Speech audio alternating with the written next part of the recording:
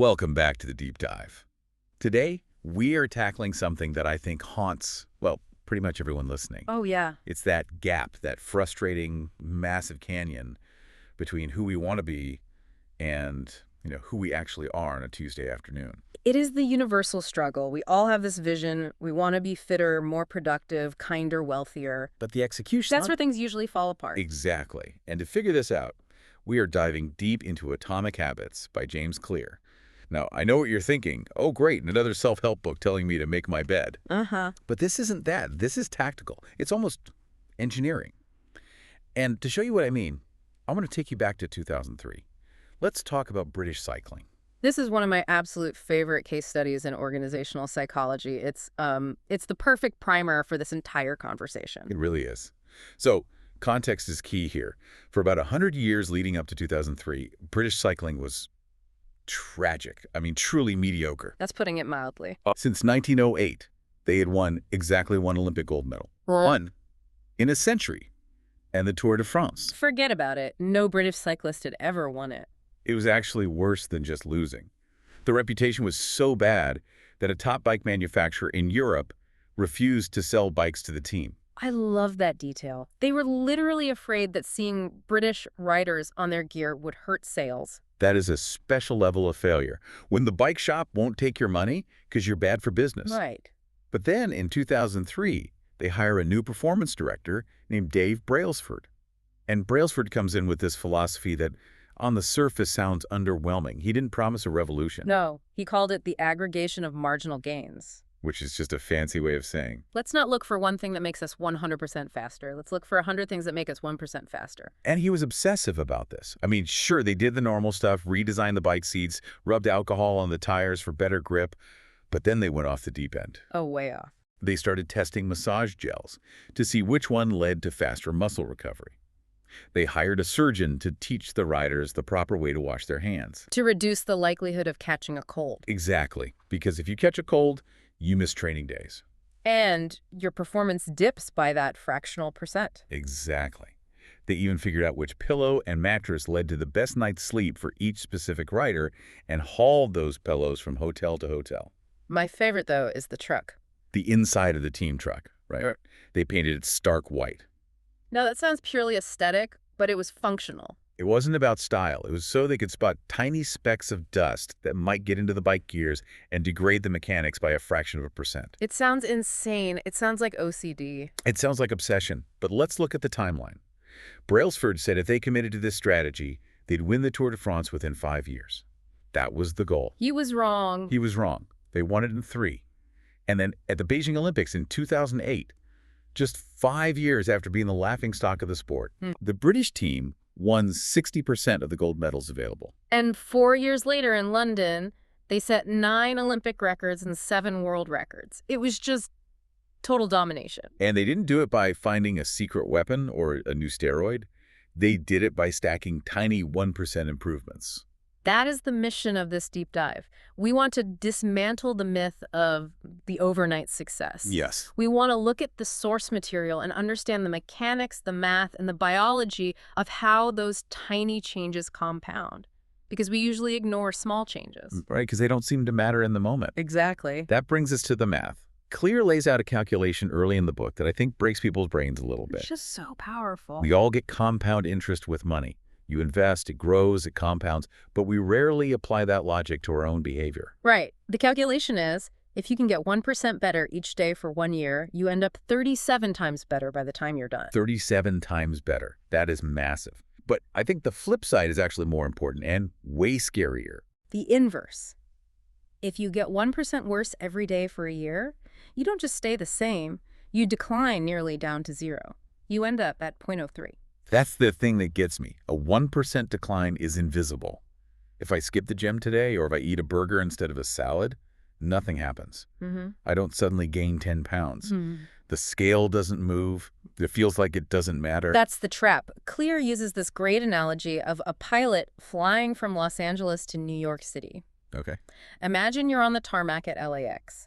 If the pilot adjusts the heading just 3.5 degrees south, the nose of the plane moves like 90 inches. Nobody on board notices that. Nobody. You certainly wouldn't feel it in your seat. You're still flying east. But magnify that small angle across the entire United States. You don't land in New York. You land in Washington, D.C. A completely different destination. Completely different life. That is the power and the danger of atomic habits.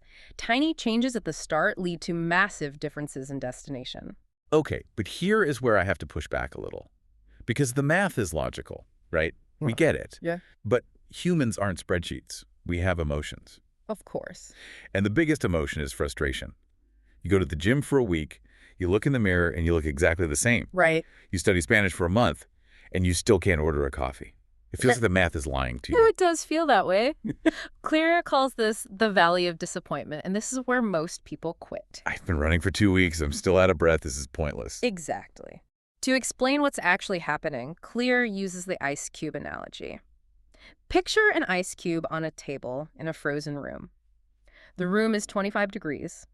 Okay. You want to melt the ice. You start heating up the room. 26 degrees, the ice is still solid. 27, 28. You are putting in energy. You Done. are doing the work. But the evidence, the ice says nothing is happening. Right.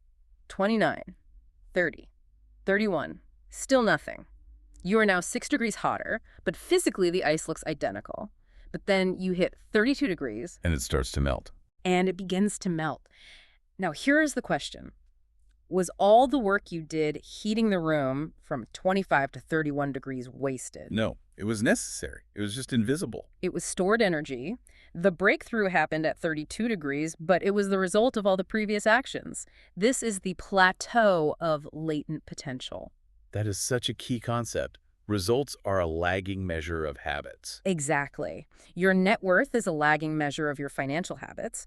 Your weight is a lagging measure of your eating habits. The reality of your life today is just the accumulation of the habits you've had for the last 5 years. So if you're in that valley of disappointment right now, Yeah. you're not failing. You're just at 31 degrees. Okay, so if we accept that results are lagging, that we have to survive this valley, how do we actually do it? Because the standard advice is set big goals. But Clear seems to think that's actually bad advice. He does, and it's controversial. We are conditioned to be goal-oriented. But think about it this way. Winners and losers usually have the exact same goals. That's a really good point. Every candidate wants the job. Every Olympian wants the gold medal. Exactly. If the winners and losers share the same goal, then the goal cannot be the thing that differentiates them. It was the system of hygiene and pillows and white floors that changed British cycling. Not the goal. They had that goal for 100 years. You do not rise to the level of your goals. You fall to the level of your systems. That's the quote, right? That's the one. Goals are about the results you want. Systems are about the processes that lead to those results. Like cleaning your garage. Perfect example. You can have a goal to clean your messy garage, and you summon the willpower, you clean it, you achieve the goal. Great. But if you don't change the sloppy habits that made it messy, You'll be staring at a messy garage again in a month. You treated the symptom, not the cause. Goals are fleeting. Systems are permanent. But systems aren't just about logistics. They go deeper. Clear talks about this concept of the onion of change. And the core of that onion isn't what you do. It's who you think you are. Identity. Identity. This is the 3 layers of behavior change. Most people focus on the outcome. I want to lose 10 pounds. Right. Some focus on the process. I will run every day. Very few focus on the identity. I am a runner. There's that great example of the 2 smokers. Yes. Imagine 2 people resisting a cigarette. When offered one, the first person says, "No thanks, I'm trying to quit." Which sounds like a perfectly reasonable thing to say. It is reasonable, but look at the underlying belief. They are saying, I'm a smoker, and I'm currently attempting to do something that goes against my nature. Whereas the second person says, No thanks, I'm not a smoker. it's a subtle shift, but the implications are huge. I'm not a smoker means that's not who I am anymore. Exactly. True behavior change is identity change. The goal isn't to read a book. The goal is to become a reader. But, and I can hear the listeners asking this, you can't just stand in front of a mirror and lie to yourself. I am an astronaut. I am an astronaut. That's delusional. Right. You can't. You prove it to yourself. Clear calls this the concept of votes. Every action you take is a vote for the type of person you wish to become. I love this election metaphor. It makes it feel less like a pass or fail test. Right. If you go to the gym, you cast a vote for the identity of an athlete. If you write a page, you cast a vote for the identity of a writer. And you don't need a unanimous vote to win. You just need a majority. That is so forgiving. It means I can slip up, I can have a bad vote, eat the pizza, skip the workout, and I haven't ruined the whole election. Exactly. It takes the pressure off perfection and puts the focus on consistency. So we have the theory, the math, the systems, the identity. Now I want to get tactical. The book is structured around the 4 laws of behavior change. Let's hit the first one, make it obvious. This is all about awareness. Our brains are prediction machines. We run on autopilot. And the Japanese railway system has this incredible method for breaking that autopilot. Pointing and calling. Pointing and calling. This is one of those things that looks absolutely ridiculous if you see it in person. Conductors in Japan are constantly pointing at random stuff and yelling. They look a bit frantic, yes. But here is what they are doing. When the train approaches a signal, the operator points at it and yells, "Signal is green!" Why? Why not just look at it? Because looking is passive. By pointing and speaking, you are engaging multiple senses. You are raising a non-conscious habit to a conscious level. It forces the brain to acknowledge reality. And the result, it reduces errors by up to 85%. Wow. So for us, we need that level of clarity. We do. And the best tool for this is the implementation intention. There was a study in Great Britain in 2001 that proved how effective this is. They took 3 groups of people and tried to get them to exercise. Right. Group 1 was the control. Group 2 got a bunch of motivation. Read articles, got pumped up. And group 3. I just made a plan. And what happened? The motivated group did just as well as the control group. Right. Motivation basically did nothing. About 35% success. But group 3, 91% success rate. More than double. And all they did was fill in a simple sentence. The formula, I will behavior at time and location. That's it. I will exercise for 1 hour at 5 p.m. in the local gym. It seems too simple to work, but I guess it removes the decision fatigue. Clarity dissolves resistance. Most people think they lack motivation when what they really lack is clarity. And you could supercharge this with habit stacking. Yeah. This is based on the Diderot effect. Tell us about Denis Diderot. His story is tragic but hilarious. It is. So Diderot was a famous French philosopher, but he was broke. Then Catherine the Great buys his library for a fortune. Suddenly, he has money. And he buys a beautiful scarlet robe. Exactly. Very fancy. But then he sits in his study and realizes his old rug looks cheap next to the robe, so he buys a new rug. Oh, no. Then the chair looks shabby, so he buys a new chair. Then the mirror. It's a chain reaction of consumption. One purchase became the cue for the next purchase. Exactly. Habit stacking uses that same neural chain reaction, but for good. The formula is, after current habit, I will new habit. So, after I pour my coffee, I will meditate for 1 minute. Or after I take off my work shoes, I will change into my workout clothes. You are piggybacking on neural pathways that are already cemented in your brain. Now, speaking of things around the house, let's talk about environment. Clear Ease argues that we are actually just products of our environment. Environment is the invisible hand. There's this fascinating study from Massachusetts General Hospital by a researcher named Anne Thorndike. She wanted to improve eating habits in the cafeteria without saying a word to anyone. Right. No eat healthy posters, no lectures. She just rearranged the room. What did she do? Originally, the fridges next to the cash register were filled with soda. She added water bottles to those fridges.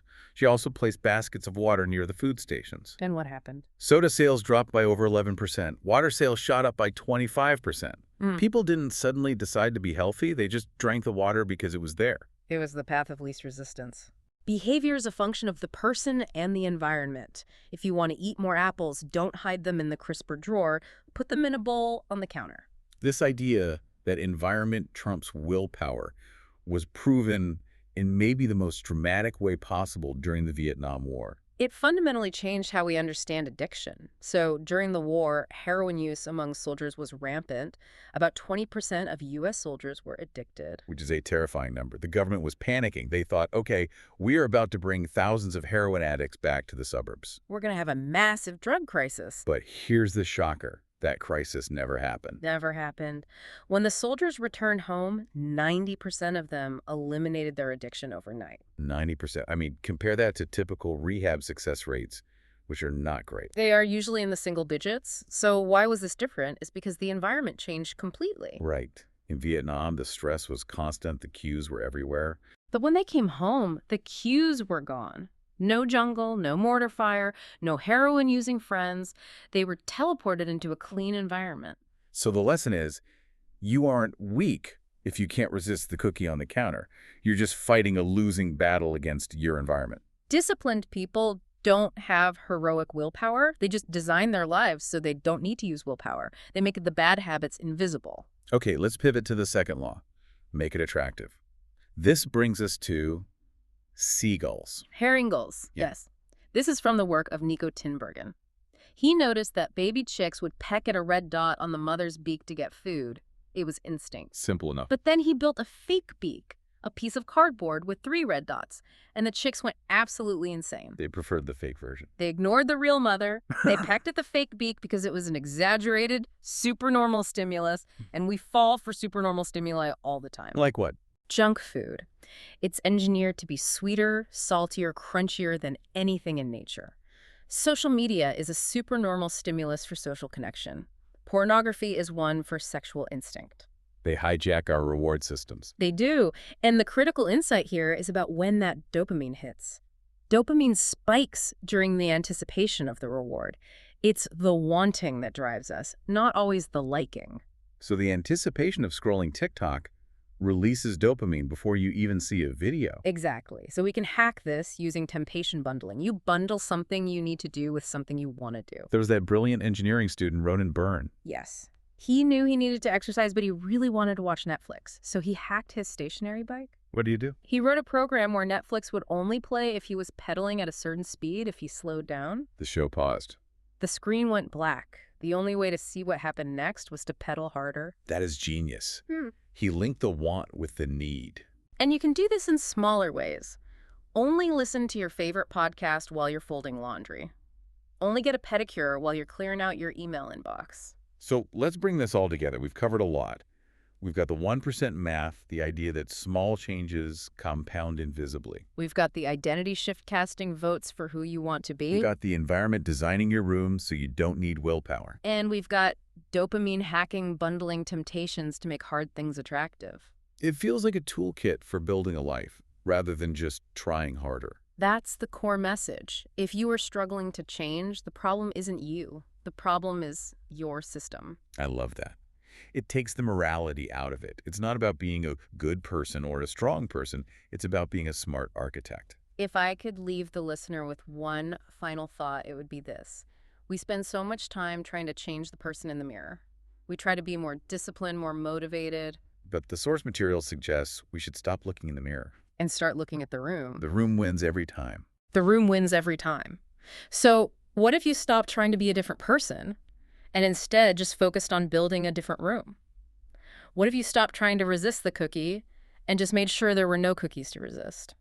Change the room, change the life. I think that's a perfect place to land. Thanks for helping us unpack this one. Always a pleasure. And thank you for listening. We'll catch you on the next Deep Dive.